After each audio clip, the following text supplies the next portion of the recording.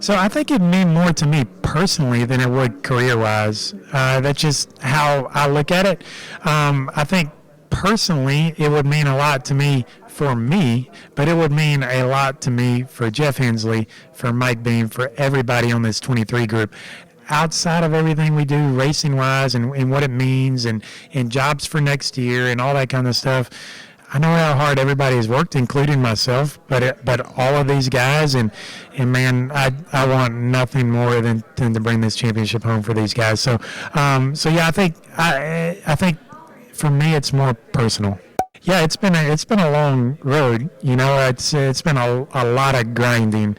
There's been a lot of times in my career where I wasn't a driver. I was working on the stuff, crew chiefing the stuff, driving the stuff to the track, whatever, to be part of this sport. But I've always wanted to be a driver. I never wanted to do those other things, but I always wanted to do what it takes.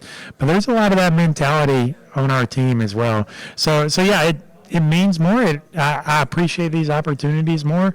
I've always appreciated any opportunity I've got, but especially since I've been in fully funded championship caliber equipment, I never take that for granted. It's taken so long to get here. I've definitely appreciated every moment.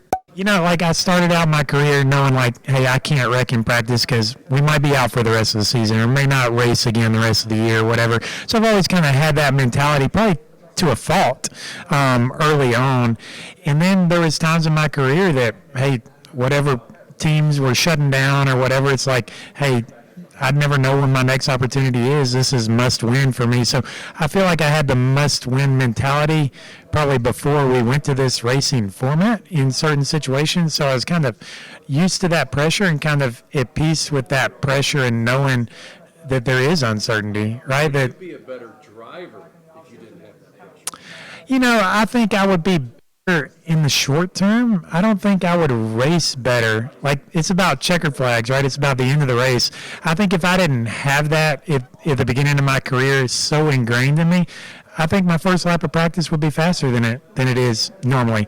I think that I'd maybe wreck a few times during practice or during qualifying or whatever, but I feel like I've been forced at an early stage of my career to drive smarter and more conservative, and so I'm one of those guys. I've got to tell myself to be more aggressive, especially here in the Truck Series. That took an adjustment for me. It took probably half of my first full-time season to drive as aggressive as I need to. But I feel like I can adapt to any circumstance. It may take me a little longer, but I feel like I'm more in depth with my adaptation, and I feel like I've used it to my advantage. So I feel like we've been able to where I think some people would call it good enough. We've been able to make it a little bit better and a little bit better. And I feel like myself and Jeff, every time we come down pit road, I shouldn't say every time, but I'd say 9 times out of 10, we're making that thing better.